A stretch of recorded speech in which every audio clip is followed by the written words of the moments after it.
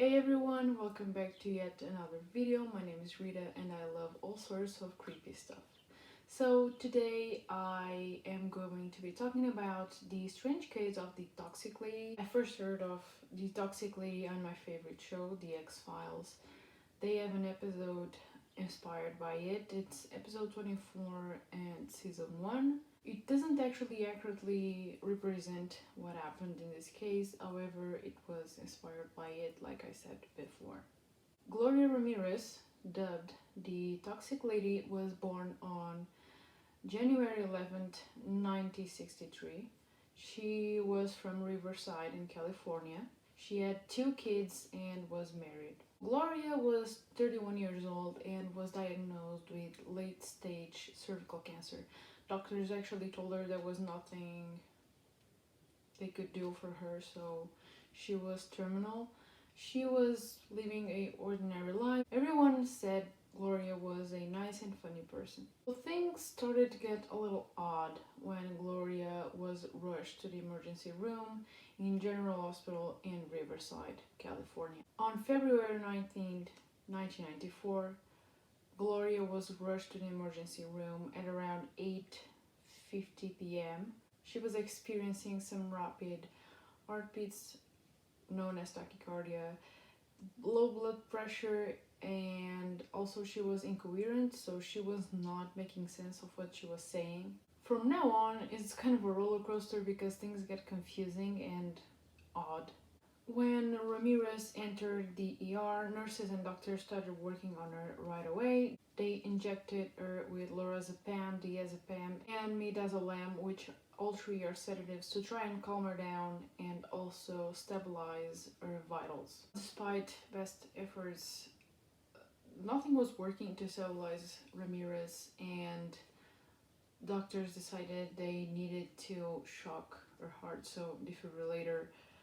But when they tore her shirt apart, so to access her chest area, they noticed her entire body was covered by sort of like an oily sheen. So you look at the skin, it was like covered by oil. Some members of the staff also noticed a fruity, garlic-like odor coming from her mouth. As the team was working on Ramirez, a nurse called Susan Kane inserted a needle on her arm to try and draw some blood.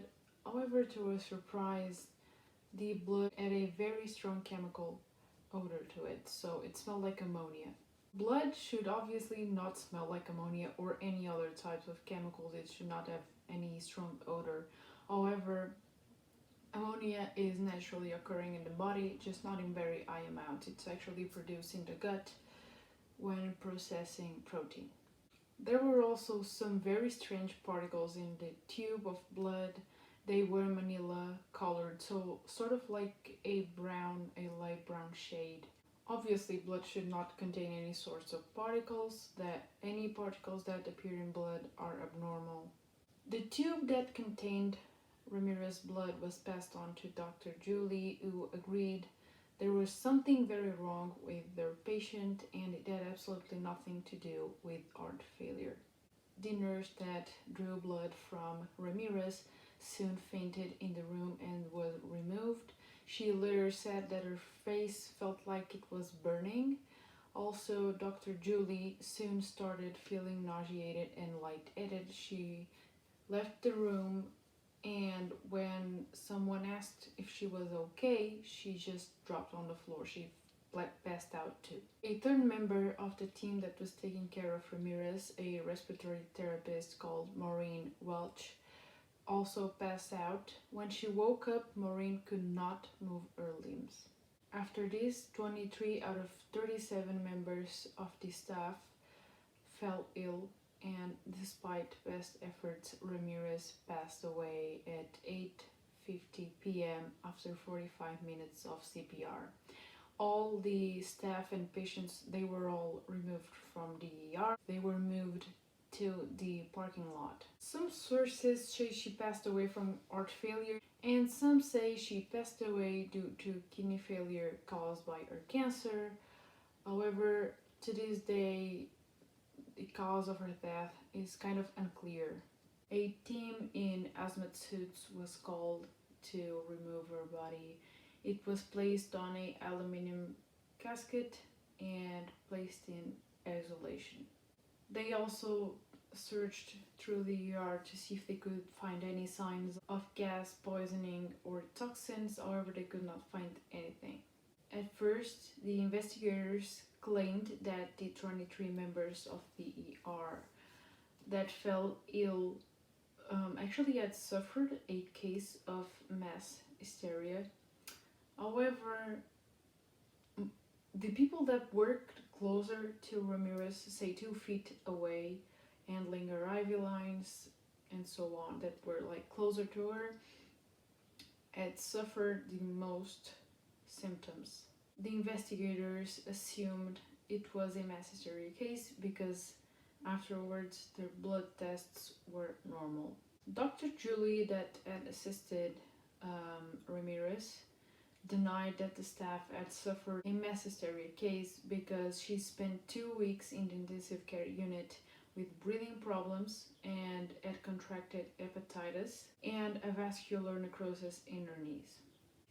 In total, 3 autopsies were performed on Gloria. One was 6 days after her death, one was 6 weeks after, and the other one was just one day she was finally laid to rest, so about 2 months after. The autopsy team concluded there were signs of Tylenol, lidocaine, codeine, and Tigan in her blood. Tylenol, lidocaine, and codeine are all pain medications. However, Tigan, I don't know if I'm pronouncing that right, is a anti-nausea medication that breaks down in the body as amines. Amines are related to ammonia, which could very well explain the smell of her blood sample. Most importantly, toxicology reports concluded that there were high levels of DSMO in Ramirez's blood and tissues, so muscles, soft tissue, and so on, and they were 3 times the normal amount even after 6 weeks of her death. DSMO has a half-life time of about 3 days, so the body clears it up in about 3 days, and the amount was so high that even after 6 weeks it was 3 times the normal amount. It was found that Ramirez had covered her body in DSMO cream from head to toe. DSMO stands for dimethyl sulfoxide, and even though it is naturally occurring in the body, it's very toxic in high amounts.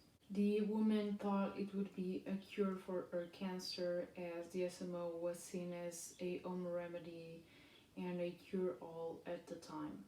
In the 70s, DSMO was used by athletes and regular people for muscle pain and other ailments, but it was later removed from the market because it was found to be extremely harmful.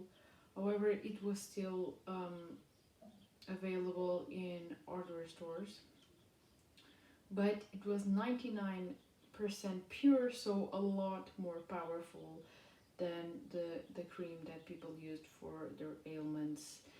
And it was mainly used as a powerful degreasing, so to remove grease from surfaces and so on.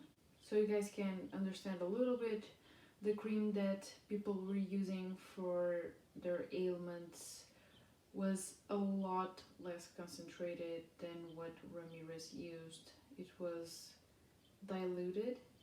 People who have used this substance claim it has a garlic-like taste. This could explain the oily sheen on Ramirez's body had she been covering her body in DSMO gel. When in contact with oxygen, so O2, DSMO becomes dimethyl sulfone, which crystallizes at room temperature. Oxygen was given to Gloria by the paramedics in the ambulance and again at the hospital, which could have transformed the dimethyl in her skin into dimethyl sulfone and crystallized her blood. It could explain the little particles in her blood. Furthermore, the shocks that the doctors applied to her chest, so when they defibrillated her, could have transformed the DSMO once again into dimethyl sulfate into a highly toxic sulfuric acid.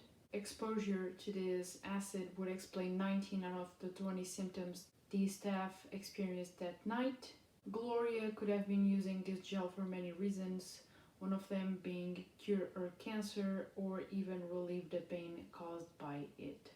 However, her family denies that Gloria ever used any DSMO gel or cream.